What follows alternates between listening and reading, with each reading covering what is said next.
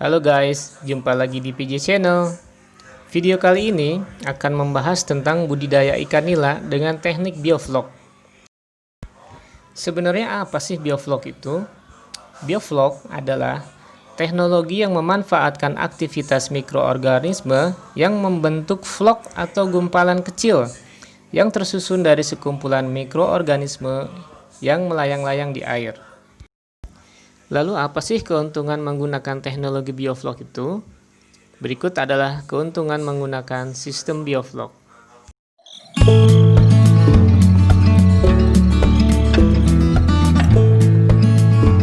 Lalu bagaimana sih tips budidaya ikan nila menggunakan teknik bioflok ini? Yuk kita simak penjelasan dari ahlinya. Bioturbo itu. Bioturbo, iya, produk andalan di sini. Ya, jadi perbandingannya hanya dari takaran. Kalau untuk lele saya pakai 3 tutup. Kalau untuk pakai nila 1 tutup. 1 tutup gitu. Jadi karena nila itu kita tebar nggak bisa padat seperti lele. Kalau lele per diameter 3 itu bisa nyampe 5.000 sampai 6.000. Kalau nila bisa 1.000. Jadi kita per kubikasi pakai sekitar 120 sampai 130 ekor per kubikasi. Jadi kalau kita pakai 6 kubik ya tinggal 130 dikalikan 6 kubik. Rata-rata kolam A berapa kubik? Diameter 3 itu biasanya kita pakai rumus jari-jari itu kurang lebih sekitar 6 kubik. Kalau tinggi 90 cm. Oh, tinggi 90 cm. Nah, kalau untuk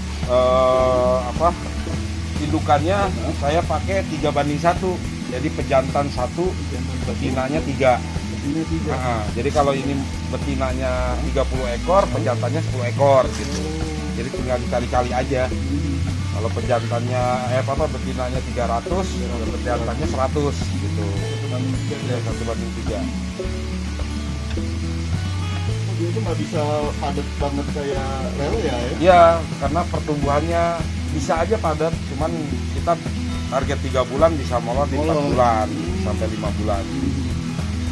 Karena kan kebetulan saya market juga banyak, ya akhirnya gimana caranya kita cetak panen itu secepat mungkin. Kotorannya harus Harus, gitu. Nah, sedikit saran buat teman-teman di rumah, kenapa AA sekarang fokus di nila dibanding di lele A? Ya intinya sebenarnya lele saya tidak meninggalkan karena ada satu lagi tempat di Kahuripan. Jadi ada 2, jadi di sini saya khususin untuk nila pembesaran dan pembenihan lele gitu. Jadi lele emang nggak bisa ditinggalkan gitu karena emang market saya pun per hari udah lumayan banyak gitu. Ada yang minta 1 ton, 6 ton saya pusing. Ngeri. Makanya kan akhirnya saya cetak petani-petani gitu di bawah saya gitu. Jadi ya kita bikin kelompok lah untuk nutup market yang ada gitu. Sama-sama berbagi rezeki untuk ya. saat ini nila diangkat sama tengkulak itu sekitar 28. Kalau saya kan karena punya market sendiri itu saya bisa jual 30.000 per kilonya. Kali berapa itu guys? Berapa ton ya panen? Ya kalau misalnya dari 1 kolam itu bisa 1.000 dibagi 4 ya kurang lebih sekitar 2,5 kintal. 2,5 kintal. Kalau misalnya kali 10 berarti sekitar 2,5 ton gitu. Itu duit semua guys. Ya. Jadi intinya yang saya terapkan 3 manajemen. Apa aja? Yang pertama itu manajemen air. Jadi kita budidaya ikan itu sebenarnya budidaya air. Yang kedua baru manajemen pakan. Yang ketiga manajemen hati. Mungkin manajemen hati luas. Ya, betul. Banyak lah. Contoh seperti tengkulak itu jangan sekali-kali main timbangan. Kita aja di dunia ditimbang apalagi di akhirat nanti. Betul, gitu. betul. Jadi intinya usaha ini barokah. Yang airnya tadinya cuma 5 kolam. 10 kolam, sekarang udah 40 kolam gitu. Ekspansinya gila ini. Ya. Kalau air bisa tolong ceritain, Kalau air intinya gini, itu inti dari manajemen air. Karena budidaya ikan itu adanya di media air. Contoh misalnya kita kolam tanah. Tanah itu nggak usah bermain probiotik. Karena tanah itu mengeluarkan namanya oksigen, jadi nggak usah pakai aerator pun bisa erasinya. Nah, tanah juga bisa mengolah amoniak, yaitu lumpurnya. Nah, kalau bermain bioflok, ya kita harus pakai probiotik. Itu entah probiotik apapun, yang penting ngerti apa sih isi yang ada di probiotik itu.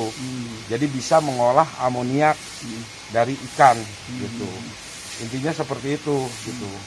Kadang kan treatment beda. Ya, Contoh ada misalnya di lele ada yang namanya green water, terus air coklat atau red water. Nah itu kita harus paham apa yang ada di kandungan itu. Misalnya contoh green water, air hijau itu biasanya bermain phytoplankton. Kalau dominan vlog itu airnya coklat. Nah kalau bermain air merah itu biasanya bakteri lactobacillus yang main di sana gitu. Jadi fermentasinya dia pakai Yakult. Nah intinya seperti itu. Apa yang kita targetkan, misalnya kita pakai probiotik si A.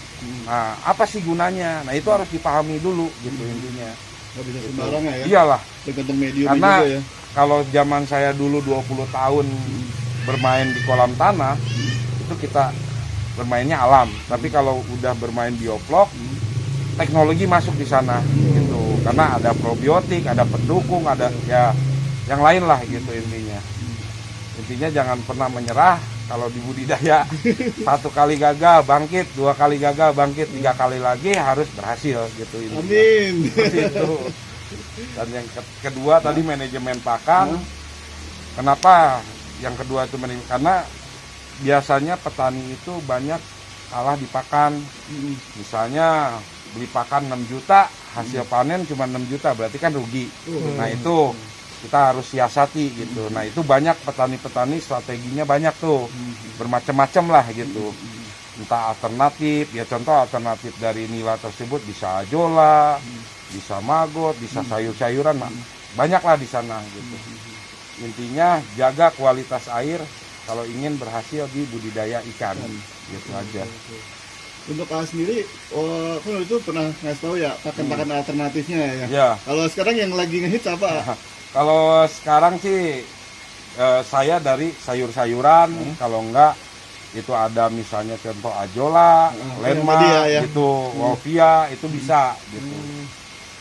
Kadang kalau misalnya contoh buat indukan ya cari protein yang tinggi juga gitu.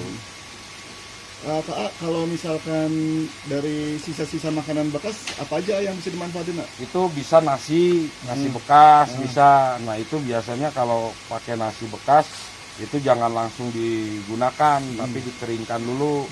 Nah baru kita rendam, kita aduk, baru kita kasih gitu. Ada campuran lain nggak ke nasinya?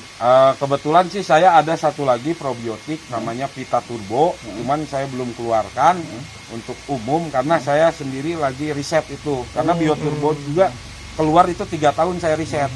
Nah satu lagi ini Vita Turbo untuk vitamin pendukung dari pakan gitu.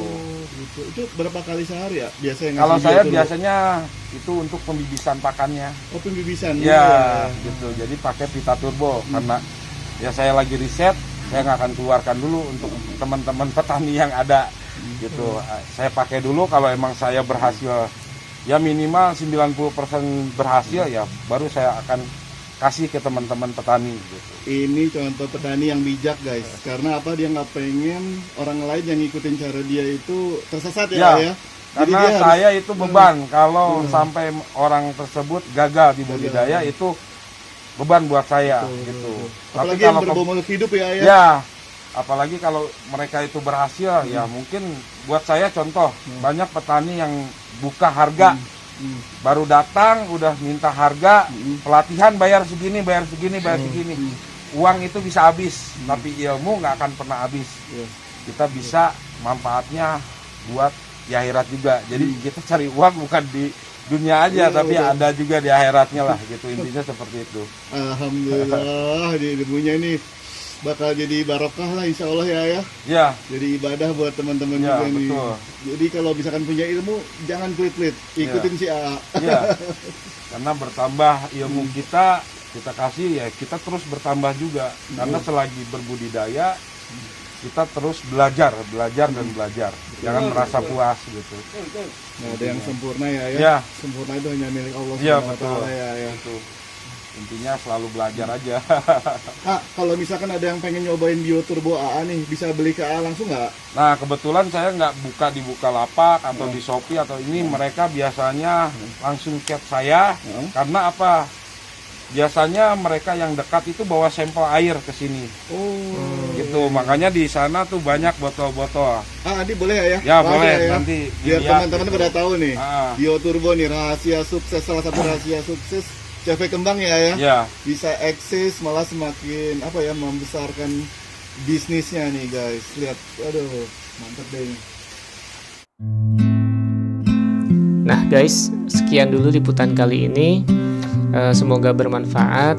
Dan buat kawan-kawan yang ingin berkonsultasi terkait budidaya ikan nila di sistem bioflok, bisa menghubungi si AA dengan nomor kontak yang nanti akan saya share di akhir video ini. Sampai jumpa lagi di video selanjutnya.